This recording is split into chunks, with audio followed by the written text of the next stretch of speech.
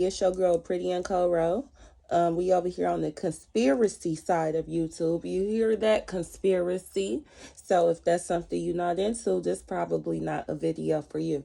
Now, today's subject is going to be about Raz B. Y'all know Raz B, B2, KJ, Bug, Omarion, Lil Fizz, the whole crew.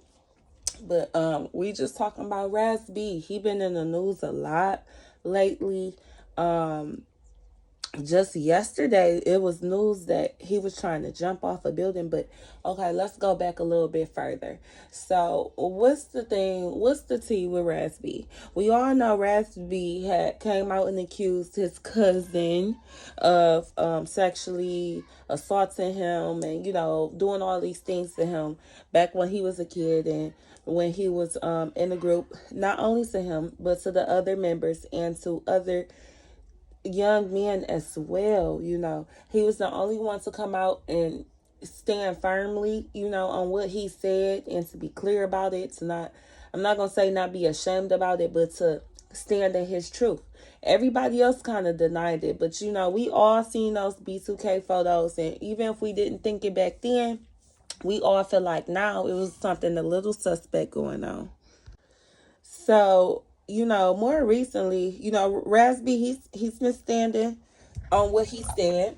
But more recently, he just started on the Bad Boys Club, Bad Boys Club, just one of those reality TV shows where they get paid to make black people look worse than they already do. Where they get paid to kind of perpetuate all of the bad stuff that people already think about black people. But yeah, more recently he was on, I seen that he was cast into the Bad Boys Club, and which was kind of like, it was kind of like, it's one of those things that really didn't make sense. See, Orlando Brown going on the Bad Boys Club made sense because he kind of bucks the system.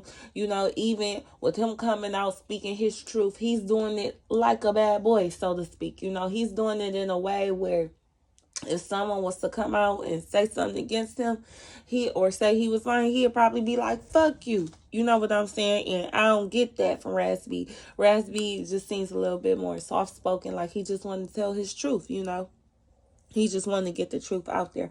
So it kind of didn't make sense to me why he would be on a reality TV show like that, unless it was to shed more light onto his situation, into his life and who he is, and what happened to him as a young adult. So, but remember, I was telling y'all, remember we just had this conversation about Jamie Foxx, about how they'll throw you a bone to reel you in when they want you. And not saying that they wanted him for anything in the industry, they wanted him to take him out, and most likely by the numbers. And they do it with these contracts, y'all. These contracts are not what we think they are. Even the contracts that we sign on a regular day-to-day basis, these binding things, we have to really take into consideration that we live in a magic realm, a realm of magnetism, a realm of magic, a realm of vibrations, and all these things mean things. Even the things that you feel like don't mean nothing, all these things mean things. Those things are binding contracts. And when people sign those contracts and they don't know what's in them, a part of me almost feels like in order for him to get on that show, maybe he had to come out and recant some of his statements, that he made against Chris Stokes and Marcus Houston. Because, Marcus Houston he has been on his press run too with his alleged missing wife. He's married to that young girl over there, and he did an interview talking about basically how he wouldn't be with no old woman. He need him a young tender, but his young tender was just on the Amish farm missing, and then she popped up somewhere calling Chris Stokes daddy. Now she's your wife. Shout out to Mob Radio. She had posted the picture when the mama was looking for the little girl and she was missing. Now, alleged. But it's all true. The facts is there. It's out there, y'all. So, yeah, like Jamie Foxx, and like with Mo3 with the movie, they'll throw you a bag. But what you don't know is the bag is the bag is really, they paying you to off you. Instead of, having to go pay somebody to catch you and to drag you in dead or alive, they throwing out bait and reeling you in on the hook just like a fish. Oh, Raz B, we got a great opportunity for you. You could change the way people look at you. You could kind of start yourself back into the industry, probably start making music again. People take a liking to your personality once they get interested in you. Whole time it's all a setup so they can get him there to recant his statements, and so they could probably make him look crazy and eventually kill him. Now, moving forward, now y'all know he had that arm injury. It was never said where he got the arm injury from, who done broke Raz B wrist, arm, or whatever. He's been walking around with this arm injury, saying that he doesn't feel safe. He's in fear of his life. He's scared to go under for surgery. He said something really, really specific, not the right word, but he said something that really jumped out at me, y'all. When he was at the hospital, he made a statement like, it's hard. He's basically saying, like, he don't feel safe because, or someone was telling him to go outside, and he was saying, like, shit, well, people keep popping up. He don't feel safe because people keep popping up. People he knew, maybe people that shouldn't have been there.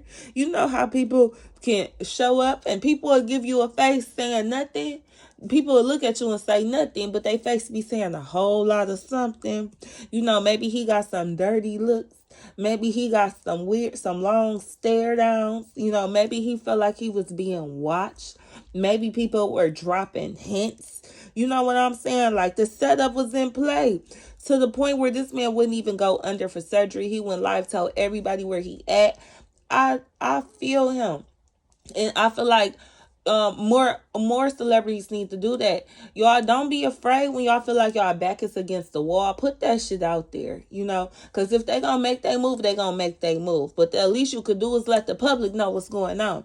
And the same thing happened to Martin Lawrence. Remember? Waving his gun in the street. He might even been naked, saying that someone was trying to kill him. Now, and he ain't been the same since. So something is happening to these people, y'all, and they trying to tell us. We tell them to tell us, but we not. When they do tell us, we not listening. So this man, he done went live. He done told everybody exactly where he at. You know what I'm saying? Like, anybody could have went up there and did anything to him, and they could have used that as an excuse. However, his fear of who was in that hotel was greater than his fear of who could have showed up to that hotel. You get what I'm saying? So we have that. So even after that, y'all, this man, when he finally went to the hospital to get his surgery, because that was at the hotel when he had went live. He went to the hospital with his friend or someone. I don't know. But he said that he was scared to get his surgery there, and that he was in fear of his life at the surgery. Just like Jamie Foxx. Now, wasn't there rumors that Jamie was calling the police from the hospital saying that someone was trying to kill him at the hospital? You gotta watch these hospitals, y'all. These are weak spots. These are places they able to catch you. Could you imagine people following you from the hotel, and then you in the hospital, and then maybe you see somebody there and you already think somebody after you or trying to take you out? Man, this man bust out the window and got on top of the roof. Everybody trying to make it seem like it's because he was trying to jump to kill himself. That's them spinning the narrative, trying to make him look crazy again. Y'all, I really feel like this man was trying to get away from somebody, because even once he got on the ledge, he started trying to go up. He was trying to get away from somebody. If he wanted to jump off that goddamn ledge, when he bust out that window, he would have kept going. You know what I'm saying? Like, he ain't got to, what he got to do? Get out there and get his stance ready to jump? No, he would have just jumped straight out the goddamn window. He wouldn't have climbed, look for a better spot to jump from. So I just find all of this really strange, and my prayers are with Raz B. And really, really, really quick, one other thing I want to come on here and talk about is Fat Joe. Y'all, these days it is so crazy to me the places that Fat Joe pops up and when the things that he chooses to speak on. I know that he got maybe a little podcast, maybe he I don't know what the nigga is on where he making his videos, if he just going on Instagram or what he doing. But I know he been doing it for a while. I remember when he interviewed Cat Williams and a couple other people. But Fat Joe got this nasty, nice thing about him that kind of let me know he working with the elite. Because the way he's kind of, first of all, he gets the people, some beloved people like Cat Williams, and then he kind of tries to shun them. You know what I'm saying?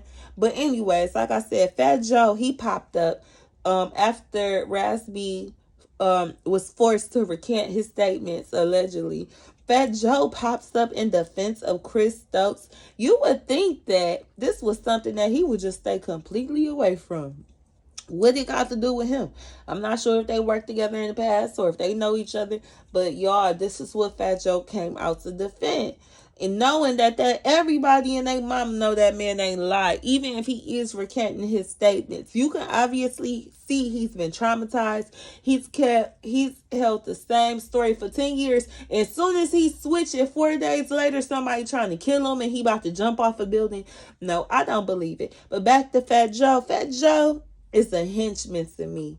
What's that movie, The Minions? What's the guy who the yellow people be following around? Look just like him, Greg or whatever the nigga name is. He remind me of him. He is the Illuminati henchman, y'all. He only come out to do what they tell him to do.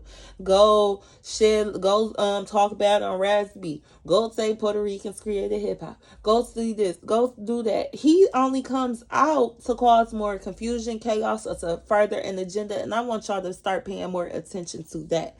But I love y'all. That's all I got to say. Drop down in the comments. Make sure you like the video. And let me know how y'all feel about it. I'll talk to y'all later. Peace.